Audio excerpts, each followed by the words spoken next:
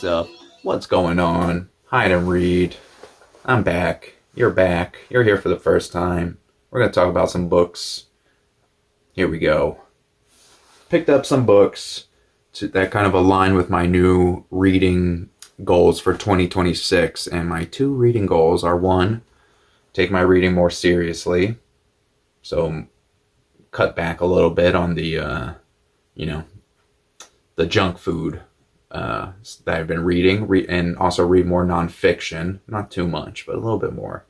And a second goal has emerged, which is I want to read more short stories. So I think you'll see some kind of miniature short story kind of review videos.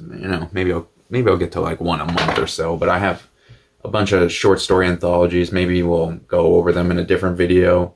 But yeah, if you have any like recommendations for short stories, I'm in the mode of hunting that kind of stuff out.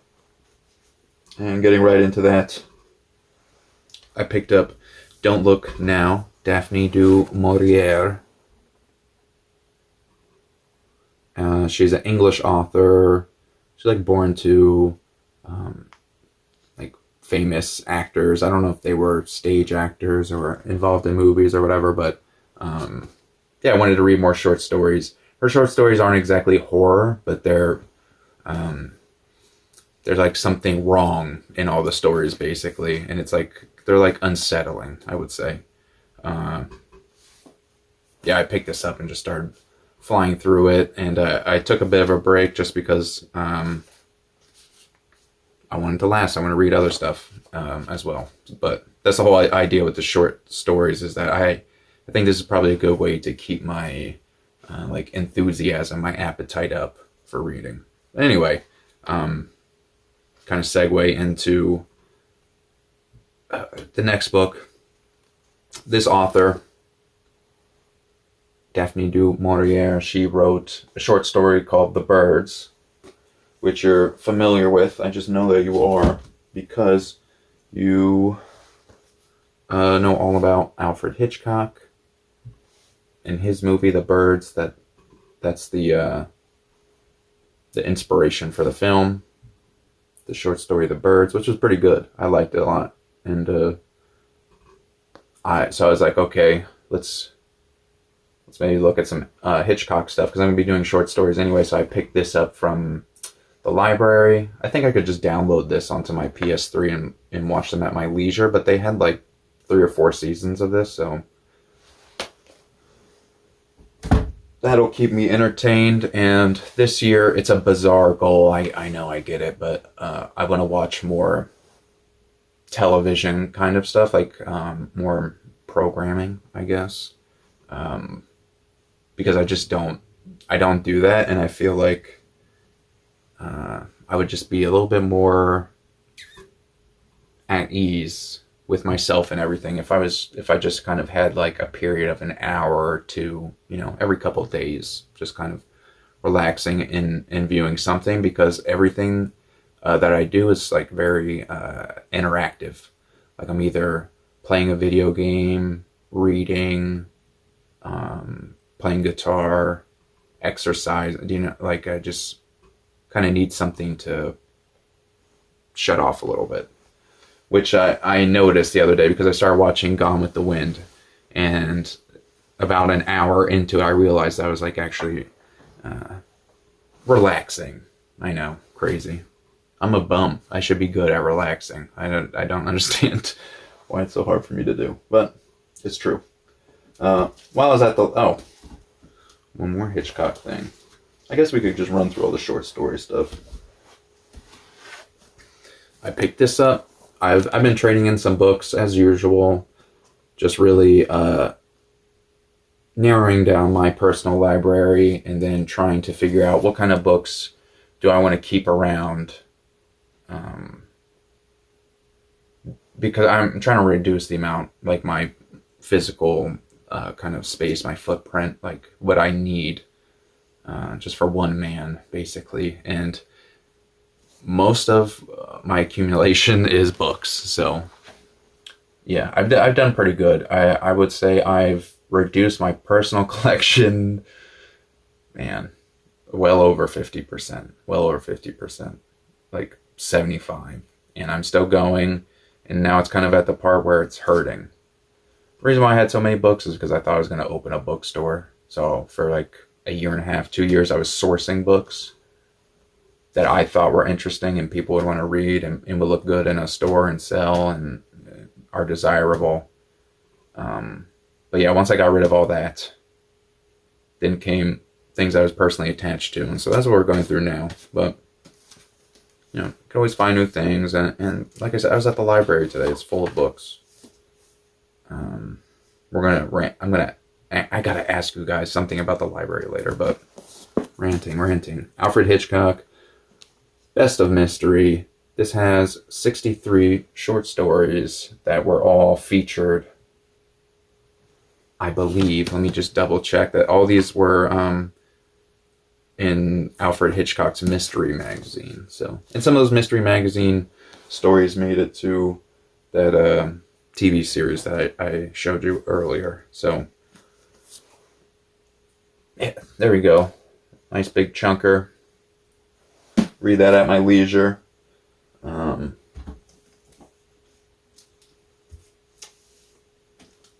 said we were going to do all the short story stuff first, but I think I want to do the library one. Get a sip of something.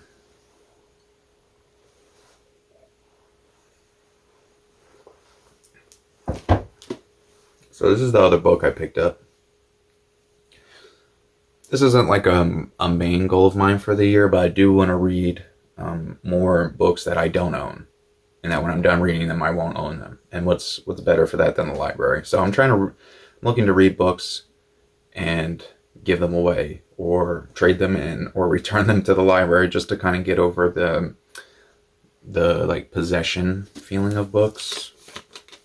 Like, I definitely don't want to get rid of all my books, but it's, you know, there's something that in my mind, part of the enjoyment of reading the book is owning it, which I think is appropriate for some books, but we're kind of at the point where I went out and got all the books that I read when I was a kid and enjoyed, and I have them. I got to get over it. Anyway, Charlene Harris, An Easy Death. Lee Child says it's an extraordinary thriller. We'll see. I don't have high hopes for it, but it's a Western with, you know, it's kind of unusual. It's written by Charlene Harris. She wrote, I think the series is that True Blood? It's some kind of vampire series that got a TV adaptation. I'm always jealous because I see all these books and they have like a cool kind of cover art theme to them. And I'm like, wow, I wish there's something cool like that for me to read, because I can't read these girly vampire books. But she made a girly Western. I'll read that. An Easy Death. We'll see. Don't know anything about it, but I just wanted to read something by the author. I never have. And I love Westerns. And I do like femme fatale, so if that's what this young lady is, I'm all for it. Okay. That concludes our library haul, those two things. But I do have a question, because there's so many librarians that have booktube channels. I don't know if any of them watch my channel, but maybe they do, and they could chime in, or you could just let me know about your local libraries. Am I going crazy? Maybe I'm getting old. I am getting old, but maybe I'm just getting grumpier. Libraries are so loud. Like, they're just so loud. I don't get it. And it would be one thing if it was just like, oh, a little conversation that happened as somebody was checking out or something, but I feel like it's kind of the tone of it's like nobody should hear you talking in a library. Like, you should know that no one should be hearing, like, I don't care if I hear you, but certainly we don't want to hear your conversation. And I'm going to be honest, who is mostly to blame for this, I feel like, is the people working at the library. Like, they're talking louder than I would speak to somebody at my table at Applebee's. And there's no reason why you should be doing that in a library. Am I crazy? Am I losing my mind here? Like, I remember, I, what is the librarian's job other than to tell people to shut the fuck up? Like, I just don't understand it. And now the librarians are just like having very loud, obnoxious conversations in every single library that I go to. Look at this list of libraries that I don't access all of them, but I've been to most of them. Right? That's what I have access to. Every freaking library. I think there's an exception of one or two where they are actually quiet and it's a peaceful space. But almost every single library, it's like some sort of like community daycare center. It's like it's gone from a place that holds books. Am I losing my mind? Am I crazy? And it's like just some kind of community center. Like, take that shit to the rec center. Seriously. Like, there is a recreational center, usually right next to the library. Why is that, like, yeah, I don't know. Maybe, who knows? I don't know. Maybe the librarians could tell me. I just don't, I think that's strange. Like, that part of the culture of the library was, I thought that was kind of the point of it, but getting old and grumpy, I guess. Let me know. Am I right? Am I wrong? Somewhere in between. Feeling mean. I don't know. Anyway. Fritz Lieber. Silver Eggheads. Check out this cover. What the heck? I had to pick this up because the plot of the book is that these computers are writing all the fiction, and then one day the writers get upset and destroy the computers, and then something terrible happens. Don't know, but we'll see. Sounds very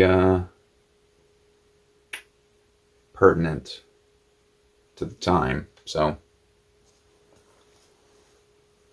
I like it.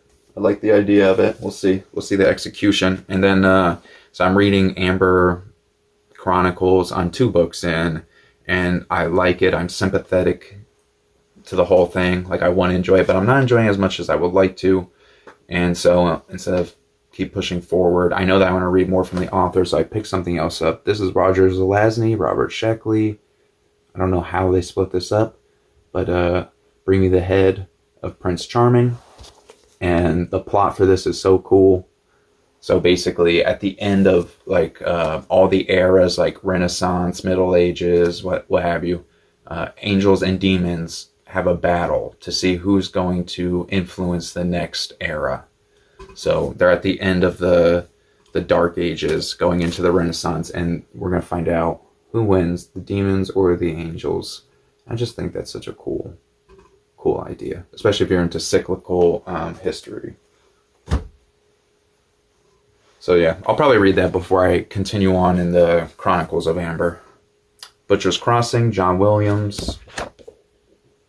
I don't know anything about this except for it's a Western and it's New York Review book, so it's probably like a little bit pretentious, but maybe it's cool. John Williams. Is that the guy that wrote Stoner?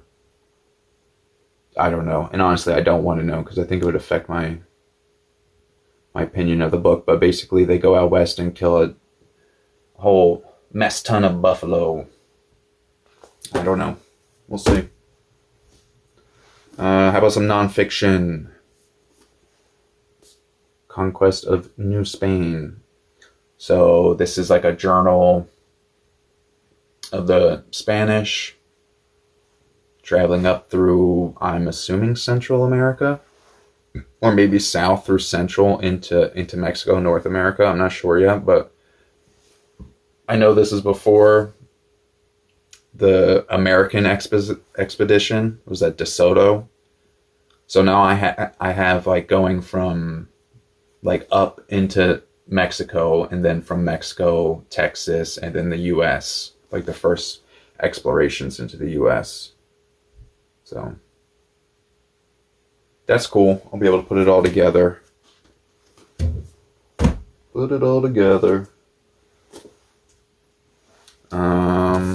Short stories, Seven Japanese Tales. I used to own this, and I think I actually used to own this copy, and then I traded into the bookstore and bought it back. I think.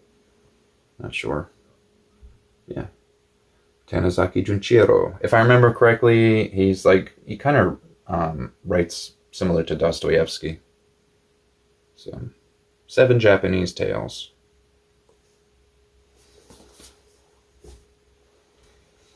And our last book here, right? We got our rant in, 15 minutes. You saw a stack of books. Did we talk about? Yeah, we talked a little bit about my aspirations, my reading aspirations for the year. Cutting Edge. So it's a horror anthology. All different authors. Peter Straub, Clive Barker. Who else do I recognize on here? A lot of people I don't recognize. Whitley Strieber, Robert Bloch, Charles Grant. Yeah, so a lot of... there's Carl Edward Wagner story in here, and I've never read anything by him, so... yeah, this should be fun. This should be fun. It was a good pick. A good pickup. I think this book sells for like $25 or something online. Yeah, so it's a decent score. So... that's what I got. That's what we got here. Hopefully next time you see me, we'll be talking about short stories. Yeah, that's what I got for you. So until next time, find somewhere to hide. Find something to read. Thanks for stopping in. Till next time. Peace.